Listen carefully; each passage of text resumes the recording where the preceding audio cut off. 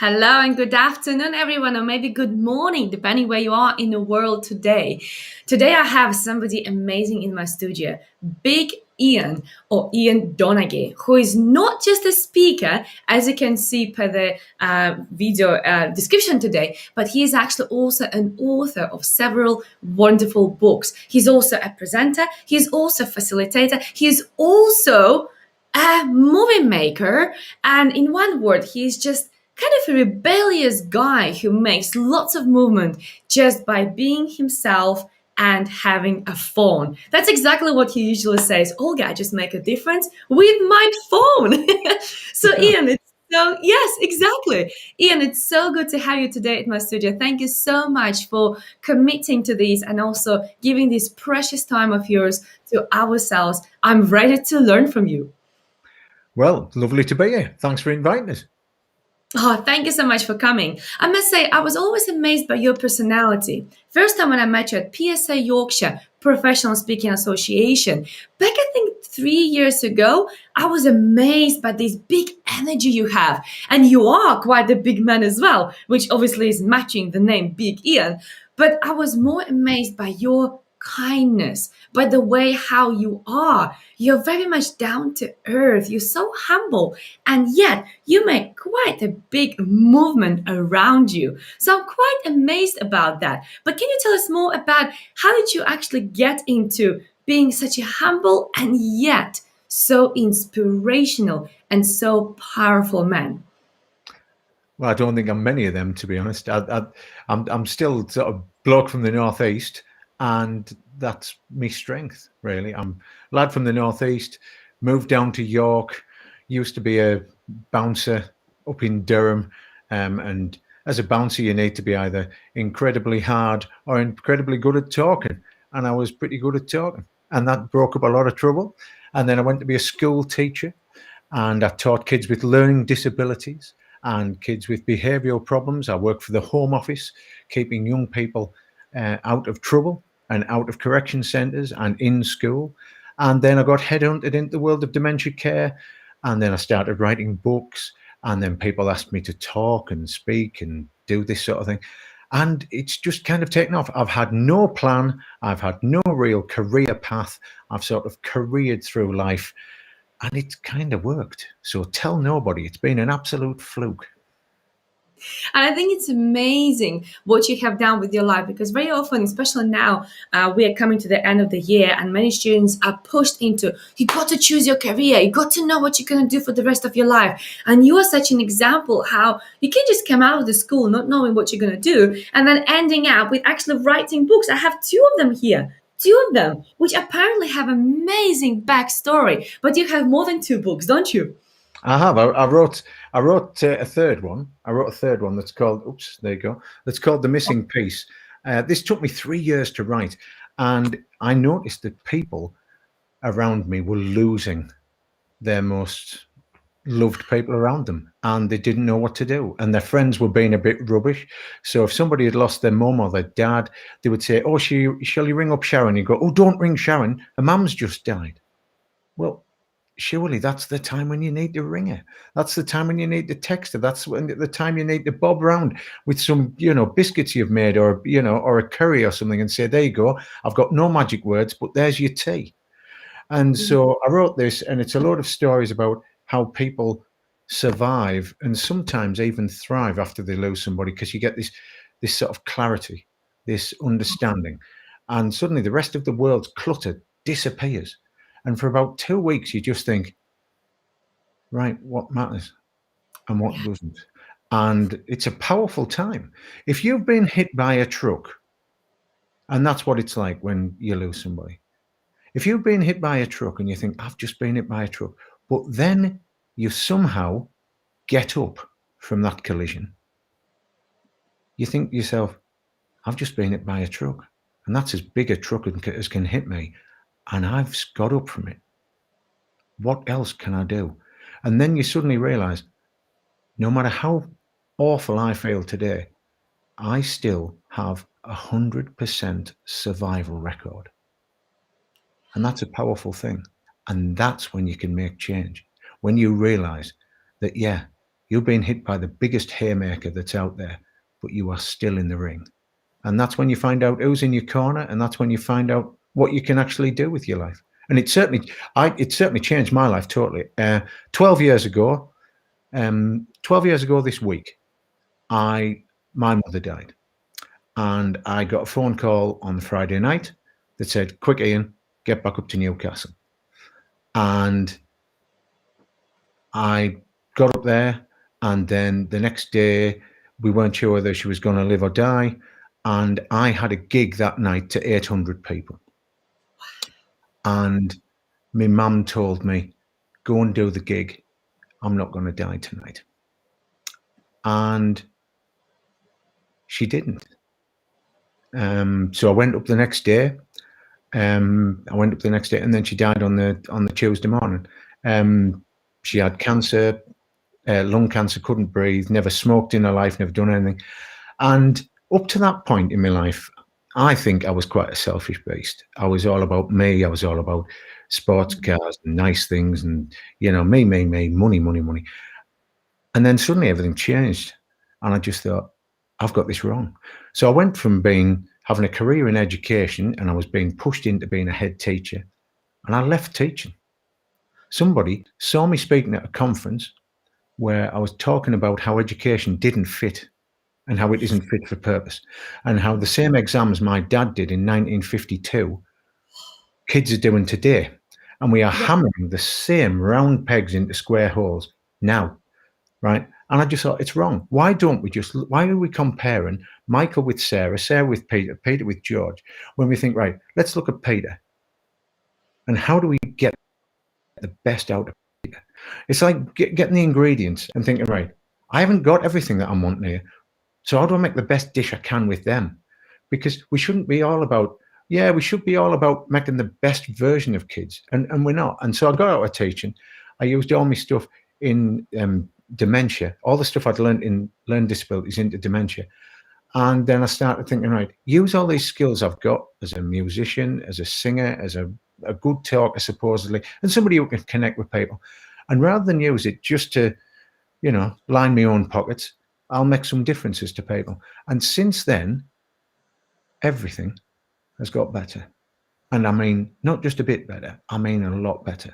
And I know now that if my mum was here today, she'd love everything I do. I just think it's a damn shame that it took her leaving for me to realise what mattered. It's shocking, Ian. And what you're talking about, I mean, we can have another show just on a few bullet points here, what you mentioned. But you are so right. We value the entire life when we lose somebody. And the question is, why do we have to wait until that moment to start communicating with them more? Why we have to wait until that moment when we lose them to make a difference? Why we have to wait until that moment to change something within ourselves and our life, right? So what you said there is really powerful. But let's just not get started on school and education, because that's another very hot topic. And I'm so much with you on that one. We moved on so much technologically, intellectually, at all possible levels when it comes to the world. And even in those countries which are less advanced, they still moved on. And yet we have education, the same system. I don't get it. I don't get it, honestly. It's about working up to the strengths of the students, not their weaknesses, not averaging them, making them all fit into the average. But let's not get started, because we can have another session on just that, right? But I would like to congratulate you on making these wise choices, because what you just said will be a pure inspiration to so many people. And you just showed how, again, starting from somewhere as being materialistic and going after things, shiny, bright things, it's not a bad thing. You do it at some stage of your life, but then stop and think, is it really something what I want to continue doing? And you writing books which were transformational is really powerful. There's two bank accounts in this world. And I realise that there's two bank accounts. There's one that's full of money, and there's the other one that's full of feelings and emotions and self-worth and the difference you can make and stuff like that. And I know people who are worth hundreds of millions of pounds who were bankrupt in the other bank account. And do you know what? They've got all this money and it hasn't given them what they wanted. They thought it was the Wizard of Oz, and it ends up being a little man behind a curtain with a microphone. And the true wealth is when you do stuff that you like with people that you like, and you don't tolerate or work with anyone who you don't rate. And it's great. I've turned down huge amounts of money. Huge. I once turned down a deal that was worth more than my first house cost. And it wasn't for a lot of work. I turned it down and I said, they asked me to make some films and do some presenting for them.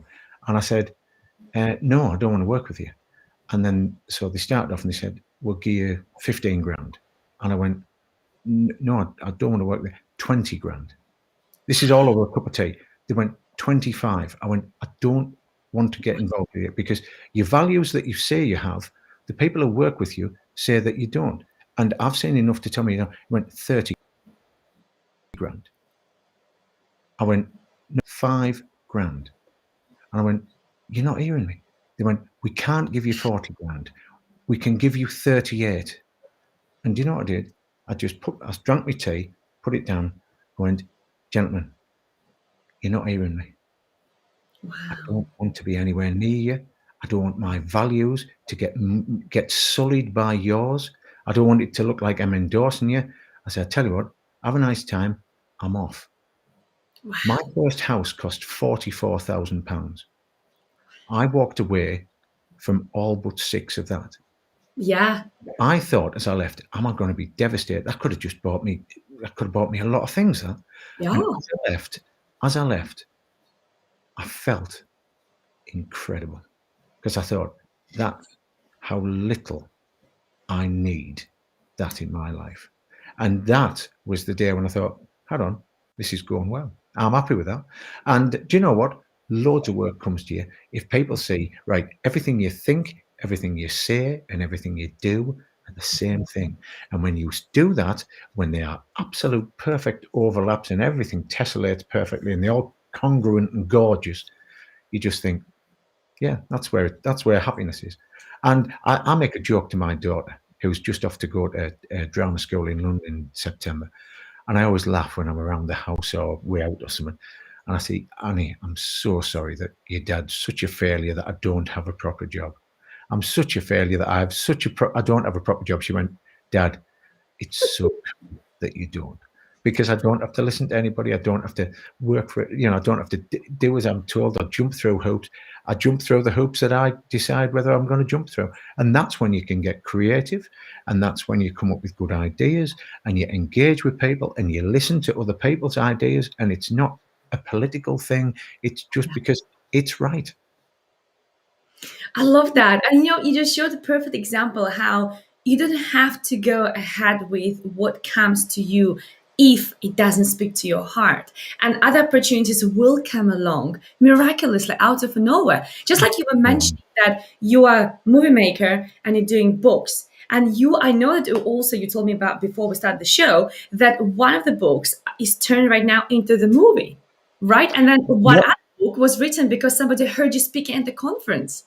Yeah, well, the Dear Dementia book came about just because of one talk. That was a little thing. So, well, that thing's been turned into 3 hospital dementia provisions, right? Using the illustrations and the words from that book. Then my Missing Piece book, this one here, hold on. This is going to be a play at Joseph Roundtree's Theatre in January. And that's got Game of Thrones actor Mark Addy, who is narrating it. So he's already recorded that, which is nice. And then this one here, Pocket Full of Kindness, is going to be adapted to be a play at the Theatre Royal in York. So there you go. All these short stories that I wrote, and they're making a difference to people. People are loving them. And as I say, this thing here has sold. Companies have bought bespoke versions of this, like hundreds, 200, 300, 500, 1,000 at a time, and given them to their colleagues. And in the front, they've written why. It says here, this book has been gifted to, and the reason why.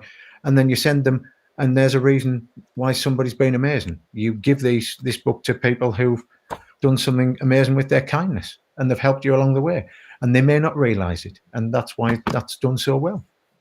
Little side hustle there, side hustle, writing, side Side hustle. hustle, which brought me actually into movie making, right? It's very easy to say, yeah, a side hustle, but actually it's quite nice because what I've got from you is also this little note in the book which says, Olga, thanks for all your positivity and helping others. It means a lot to so many. Bless you. And I think it's a very nice way how you can just buy a book and put a little note into the book. So what you said there is really, really precious, really precious. But tell us more about the journey from being rebellious, what you were doing in the past and your journey, and then becoming a speaker, then randomly writing these books out of a blue, and then making movies and having your books into theater. How they all come out of nowhere? How did you end up making those movies? That's my question. It's all the same. So everyone thinks it's all different, and it's all the same. It's all about storytelling. When I was a kid at school, I liked making my mates laugh and telling stories and doing stuff and entertaining people, and it felt good. And then what you do is when you're a teacher, you make your lessons interesting. So you entertain the kids, and then they don't realize that they're actually working really hard and learning loads of stuff. And at the end of it, they say, oh, I really enjoyed that lesson. And they never think about what they've learned, but they've learned it. Then there's the bits where you give you a talk and you go in there and you think, right, I want to go in there and I want to be different. I don't want to be one of these guys who turns up with one memory stick that's almost worn out from doing the same talk a million times and being absolutely bored out your head. I want to turn up with something that's dynamic, that's going to make people laugh, that's going to make people cry, that's going to make people sing on its day. But at the end of it, they're going to think. So every bit, and it's the same with the films, you give it a strong beginning, you give it a strong middle, and you give it a drop the mic ending. And the same with a book. All I do with a book is I come up with a first line, and then I come up with a last line. And then all I have to do is fill the bits in the middle with some nice stories. And that's all you do. That's all writing a book is. So you come up with something amazing at the beginning and something amazing to drop the mic at the end. And then they go, for instance, the book about where you lose people. It has the opening line. Okay, it's called The Missing Piece. And the opening line is this. Nobody thought this morning when they put the key in the door and turned it in the lock, well, that'll be the last time I'll see you. In that line, I've got you. I have got you. Absolutely. And the to one another. That is the sorted. And that's all that writing a book is. You don't bring in a ghostwriter. Why would you bring in a ghostwriter? Books come from the heart. They don't come from somebody else's heart, and they don't come from somebody else. You write the book from you. That's what you do. I wouldn't send somebody, right? I wouldn't send somebody along, right, to try and chat up a lass, that I'm wanting to go out with. You do it yourself, do you? Because you've got to back it up. Do you know what I mean? I wouldn't send a eulogy at a funeral and send somebody else to read out those lines. They've got to come from the person who's written them. And that's why I'm not a fan of the ghostwriting thing. If I don't want it, because it sterilizes things. It puts things not into somebody else's words. It loses everything in translation, strangely in the same language. And so that's why you've got to write it down yourself. I thought this took me 3 years to write this one. And whereas Pocket Full of Kindness was easy to write. Yeah. And the Missing Piece one took ages because it had to be right because it was so serious. And it was but it's funny inside. But I just thought, I'd love to farm this off to somebody else. But it'd be rubbish. And it wouldn't be the labour of love that I've made. It would be a labour of love, and then it would be, I'm a bit scared of that labour, and I'm a bit scared of a bit of hard work. And it would all be to save time. I would rather deliver something fantastic, and it take more time than deliver something that's all right. Because if that was all right, that would keep me up every night from here on in. Whereas that, I sleep soundly knowing that that's as good as I could write, and the other one's as good as I can write, and Dear Dementia's as good as I can write. And that's when you sleep well. But you see, authenticity always pays off. And that's exactly what you have done. You put your own authentic thoughts, your feelings, everything what comes from your heart is in those books. And that's exactly what matters. We can sense somebody non-authentic in a distance, right? Or just like dogs can smell the fragrances and everything else, right? Mm. And we can smell it and we don't like it. And that's why ghostwriting, yes, it saves time, but doesn't bring out your expertise really high. That's not your expertise in that case. It's somebody else's thoughts and I think you observations. can spot a ghost written book. Hmm? I'm sorry, the internet went a bit strange there. You can spot a ghost written book as Yes. well. You can spot that it's been sterilized with punctuation and stuff like that. Like I have an editor, right, who does my stuff, and it's just to make my scant disregard, my Yeah. scant regard for punctuation and grammar a bit better. Because honestly, I am so lax. I've forgotten everything I learned in English language lessons, but it don't matter. It don't matter. I don't get letters of complaint, and people like what I do with the words. So there Yeah. you go. But that's you. And you can always spot somebody speaking their language, their way of language. And I have this little example. A while ago, I was using social media company who were making posts for me because it's what I was advised, right? You are told you got to have social media guy who's doing posts for you. And then people start reaching out to me saying, okay, is somebody doing social media for you? I was like, oh, yes. And I wasn't sure whether to be proud of that or not. I was like in this limbo. How do I react on this? And I said, yes. Why do you ask?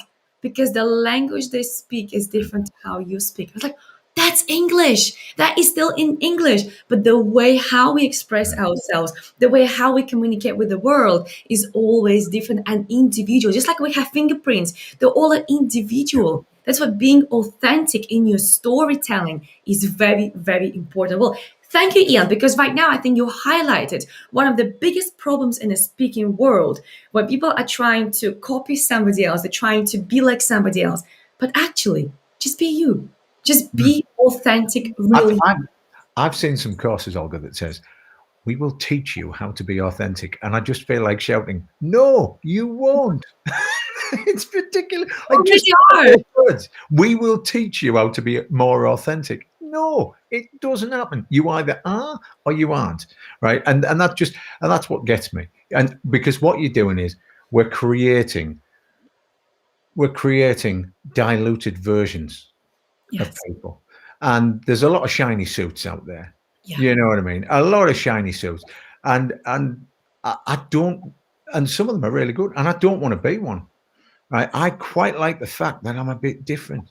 And Yeah. I'm not as polished as some, and I am a bit, and I am a bit sort of a bit of a rough diamond. But I tell you what, I'm still a diamond. And I Yes. quite like that. And I'm quite a big one. And so that's all right. And I don't want to. I once had a head teacher who said when I was 22, and at 22, I was 28 stone with a skinhead haircut, not long out of, uh, standing on pub doorways in Durham. And I just thought, she said, Mr. D, you are my rough diamond that I don't necessarily want to polish. Wow. She actually thought that the things that made me a little bit grittier or a little bit edgier than my colleagues was my strength and my way in with the kids that I was teaching. When you work for the Home Office and you've got kids that could quite easily go to Wetherby Correction Centre or be, heading towards jail or life of drugs and all manner of stuff, and they've got tags on their ankles, you've got to talk to them in the way that they listen. And so they were my kids. The kids that were in this unit called the Progress Unit, they were mine. We were within a school. We went from 22 permanent exclusions one year to 0 the next. And that was the year that my hair went from brown to grey. Right now, that was exhausting and it was horrendous. And they gave me all the kids that had been excluded from elsewhere or whatever and came to me, and I had to keep. And the head basically said, "They're yours." So the thinking was, if we kept them in school, that was the school doing a good job. If we had got them kicked out of school, That was my fault. Yes. So I went in to those kids, and it was me and them against the world. And I shut the door and I said, everybody outside of this door thinks you're going to mess up. Everybody outside this door has written you off. They think this place is a bin, and I'm just the bin man who's waiting to throw you out. They have written you off. They think you're losers. They think you're trouble. They think you're a waste of time. I asked the school to have all of the display boards in the main area of the school for those kids in that room. I had all of their work perfectly, all of their artwork, all of their project work, all of their poetry, all of everything, all their projects, all beautifully done, because I used to do courses on display. I had all of their work, and then their mates would say, hey, I've seen that thing you've done down the corridor. It's mint that.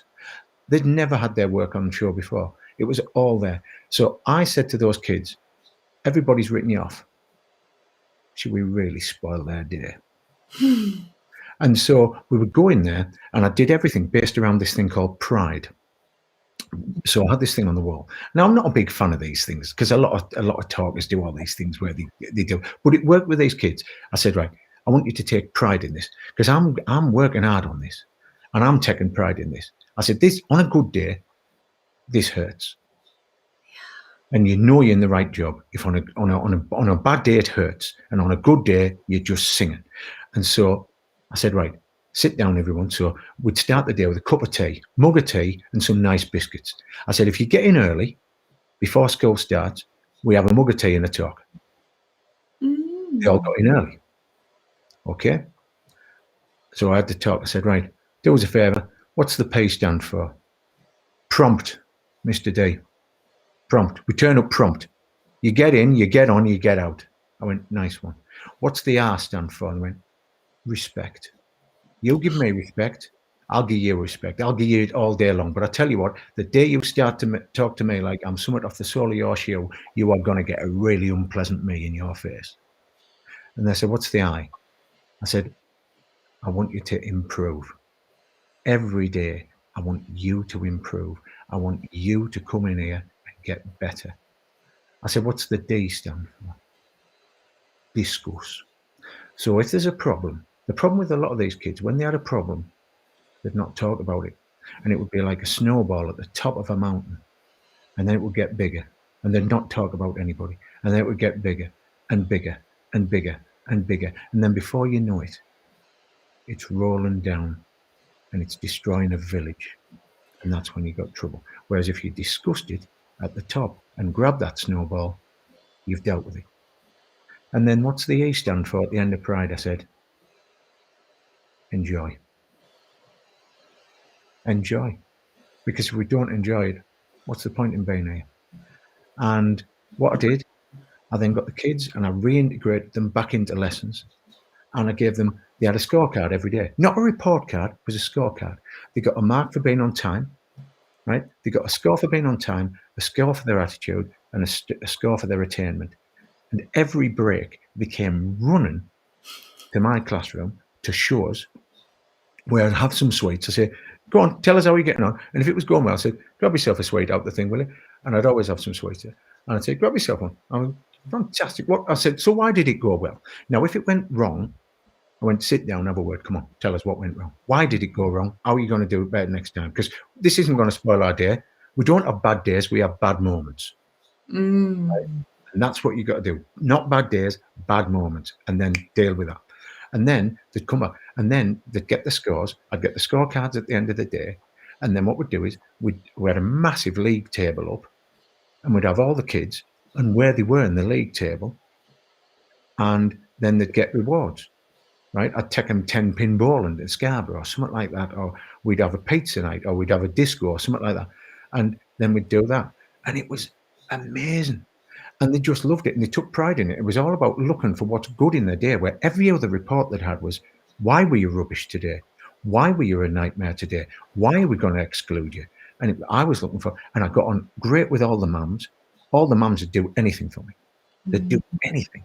One kid, one day, He had a detention. He messed up big style.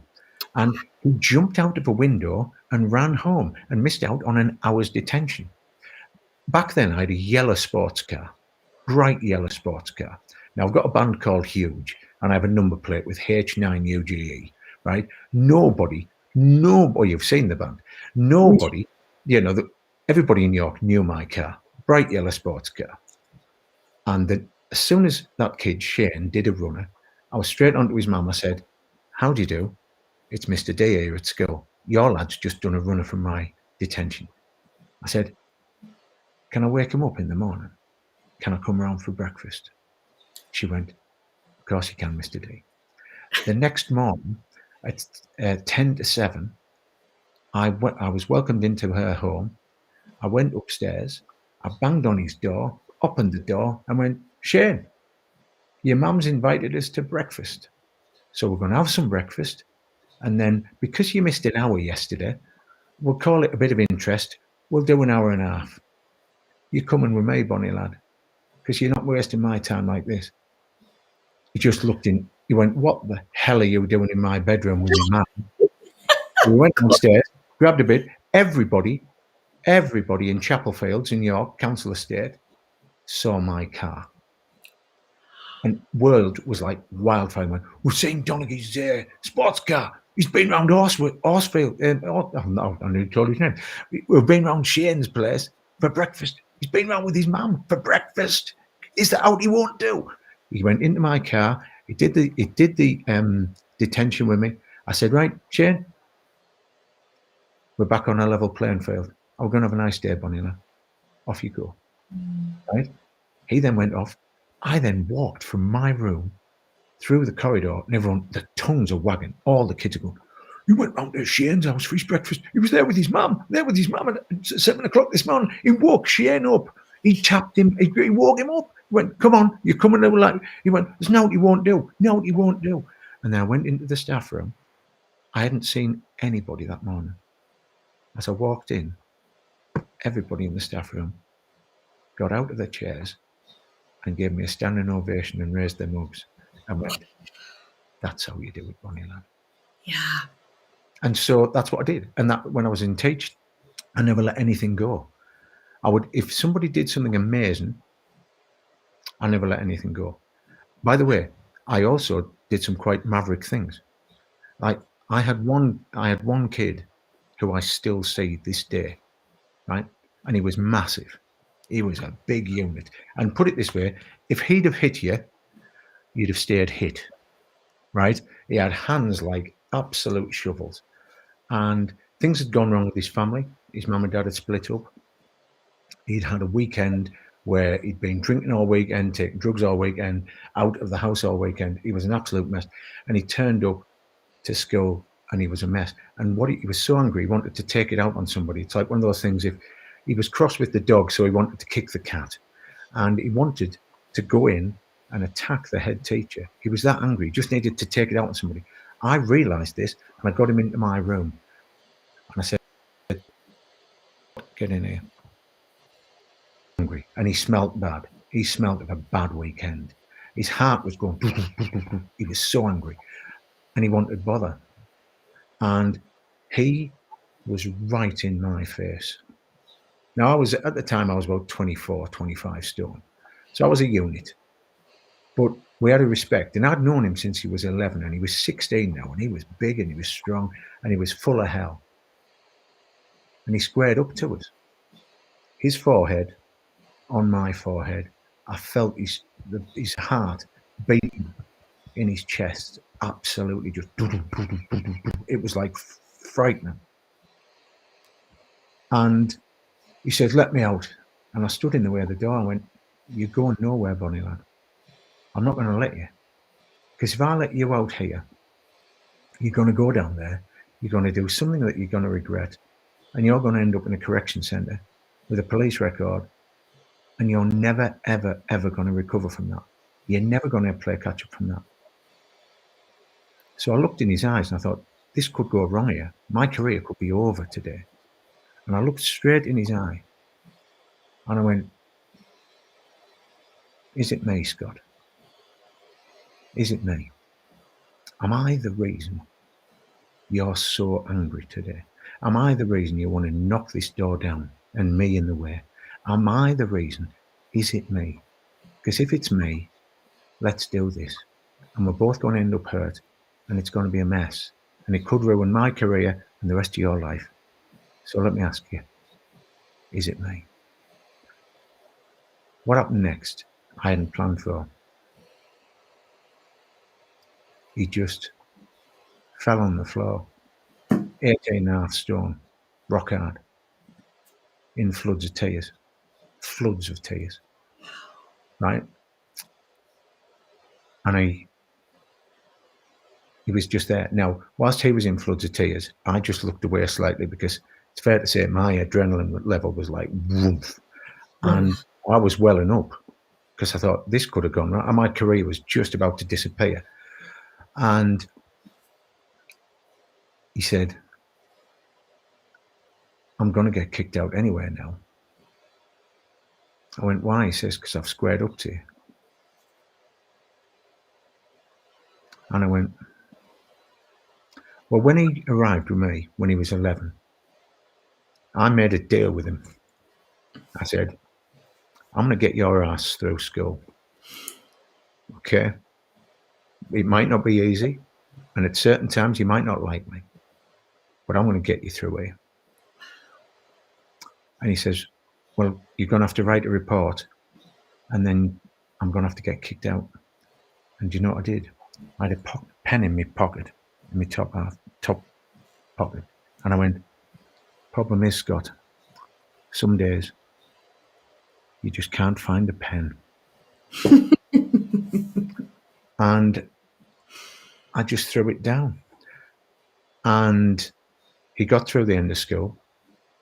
He has been working ever since.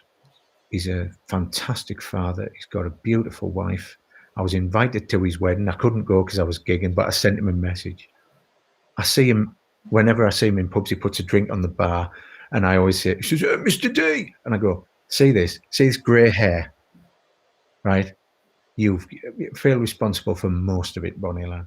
But that was it. It was all about the individuals. Anybody else would have just excluded that kid. But I knew that if that had happened, that's his life ruined. My day was slightly inconvenienced. Yes. But it was all about that pride. And he took pride in it. And he takes pride in everything he does now. And I take pride in everything I do now. And that's why it kind of works. So everything I've been helps everything I do. And anyone who thinks, oh, he's that big bloke from the Northeast who tells funny stories, who does this, that, and the other, and he's larger than life. A lot of the stuff I do live at a conference isn't larger than life. They bring in a guy with big in the name to show all of the tiny details that make all of the difference. Isn't that strange?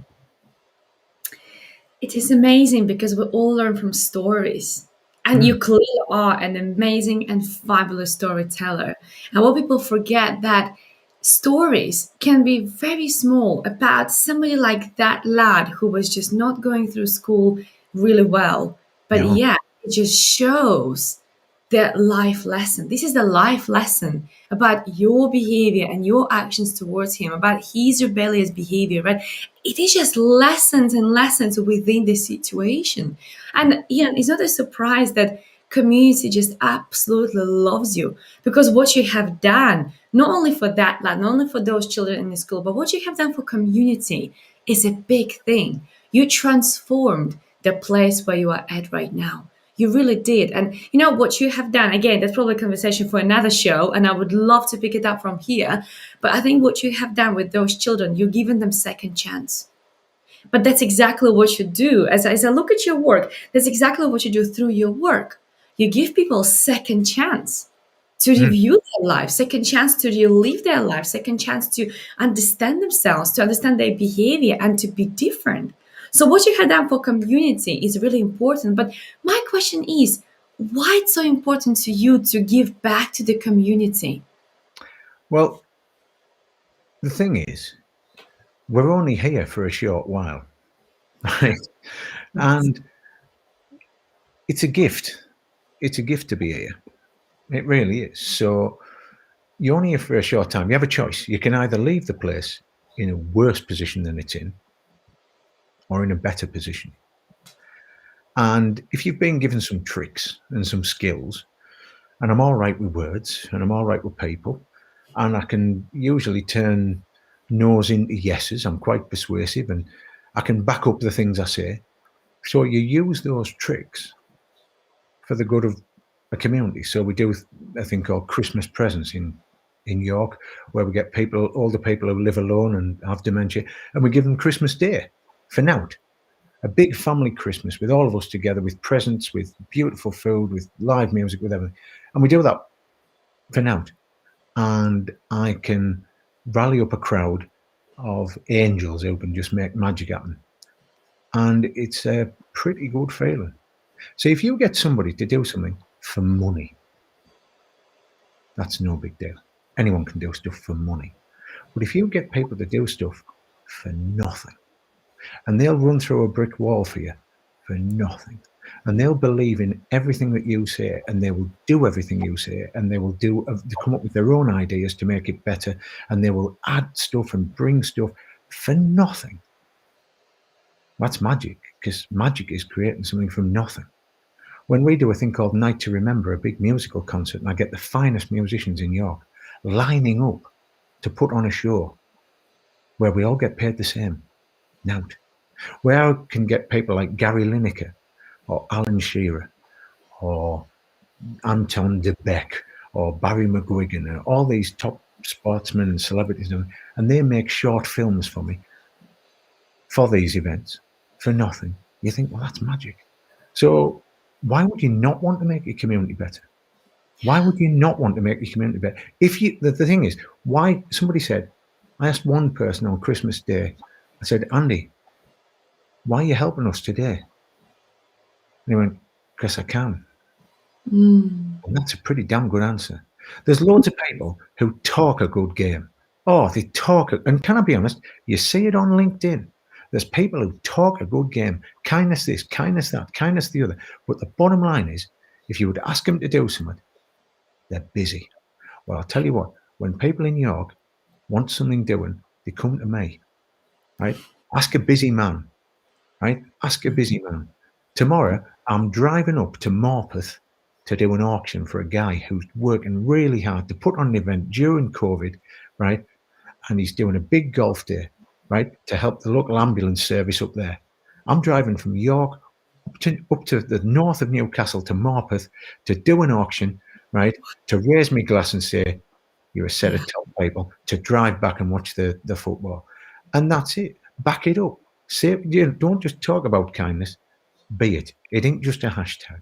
And so that's what you got to do. I love that. The kindness is not just a hashtag. That's a good title. Maybe next book.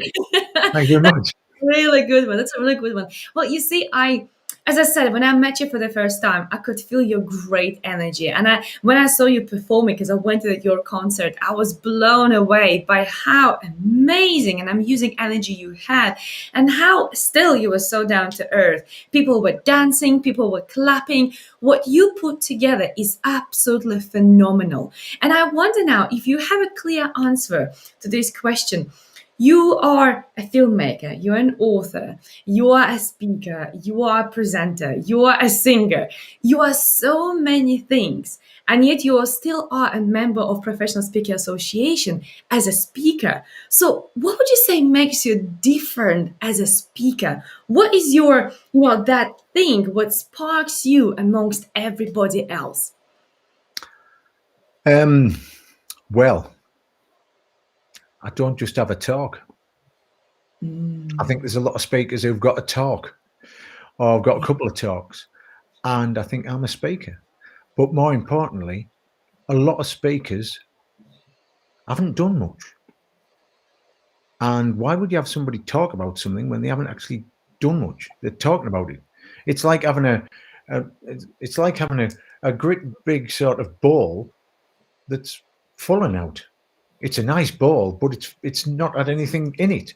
Whereas all of my stuff is to do with the differences that I've made with people and had the pleasure to see those differences happen.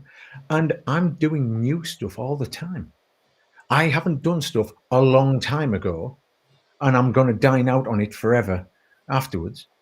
No, I've done stuff this week and I've done stuff last week and the week before. When I'm giving a talk, my content is box fresh. It's new, right? I don't have dust on any of my content. I don't have any of my stuff that was done on Windows 95, right? My stuff is new, which means if I'm not doing something about today, then the world's been spinning a lot. If I've got a talk that's based in another time, well, can I be honest, the world's been spinning a whole heap. You need to be doing stuff. You need to be engaged in the now. You cannot be a speaker, I don't think, if all you're talking about is yesterday, because it's today. And your talk has to have an impact for tomorrow. So that's why today is so important. And that's why the content that when people have booked me for events is bang up to date, because it's full of the stuff that I've just done today. I'll get it out of the oven today. It'll be warm and it'll feel fresh, and you will know that I've made it just for you. And that's the difference, because I think there's a lot of money to be made from old rope, a lot of money to be made from old rope. But I like making new rope, and people like new rope. I love that. Be up to date, and your talk should make a difference in tomorrow. This is very, very powerful. Well, Ian, I'm not sure if you watched the time or not, but we were planning to chat only for about half an hour, keep it light. But we went in such deep, deep conversations here and such deep topics. You know what? I would love to have you back in the studio again so we can dive in more in some other areas, because what you do is so diverse and it's so different. I just really, really hope people around the world will not only just listen to this interview, will not only, kind of thing like, yeah, that was really useful to hear, but also take an action. Take some action to implement what you have taught today. And I was doing my best to make a couple of notes, and I obviously will go back to this video and I will add a few more notes about what you have said. But you are almost like that. Like the back in old days, they used to have these boxes with gold, right? You're like that golden box of value, of wisdom, of your expertise. And thank you so much for coming today Indeed. to. Well, being lovely, may I just say my new book, A Pocket Full of Kindness, and my other books are all available on bigian.co.uk. And please, please, please, a lot of the stories about my time in education and dementia care and everything are featured in A Pocket Full of Kindness, and they're all short, and each story lasts the same as a cup of tea. How amazing! So that means you will have very little time spent on the book, but you will learn a hell of a lot, and you will be definitely entertained. And what's beautiful, this is book like an amazing gift option, because you can also put a reason inside of the book, which is a very unique idea. I'm not sure how you came up with that, but it's a very unique idea. Well done on that one. Well, it worked. It definitely works. Well, thank you so much, Ian, once more for coming to my show today. Thank you for sharing your wisdom. If I can ask you just in the last few minutes before we'll definitely wrap up this show today, thank you all who watched us for so long. If you could just share, how can you help people and what they can book you for and how, apart of your website? Oh, well, thank you. If anyone wants a keynote speaker, I come in and do something that really, really gets to people. I hit the hearts and the mind slot, and it goes down a tree. People often give me the graveyard slot because they know that I'm gonna, still get the big impact out of the room. So I can do keynote speeches and talks. I can host events, and I make short films. My short films, many of them are on my website, bigian.co.uk. But what's been happening a lot recently is companies have brought me in and said, we'd like to make a film with our people. And I went, well, that's easy. And so they give me their people and we make amazing films. And I've made films that have won national awards. And that's what you do. Don't make a film with actors, Don't fill it full of clip art and don't fill it full of stock images. Fill it full of the people who do the job, who feel it every day. That's what you need to do. And so that's what I do. I make films with your people to show people how much they matter. And it's not a bad little trick to show people every day how much they matter. And that way you get the best out of them and they'll get the best out of others. Absolutely, absolutely. It's so powerful, Ian. Thank you so much. Honestly, what you do is absolutely incredible and life-changing. So please don't you ever stop. Can we agree on that? Thank you very much. Well, the thing is, people keep ringing my phone, so I appear to still be doing it. So if the phone keeps ringing, then I'll keep busy.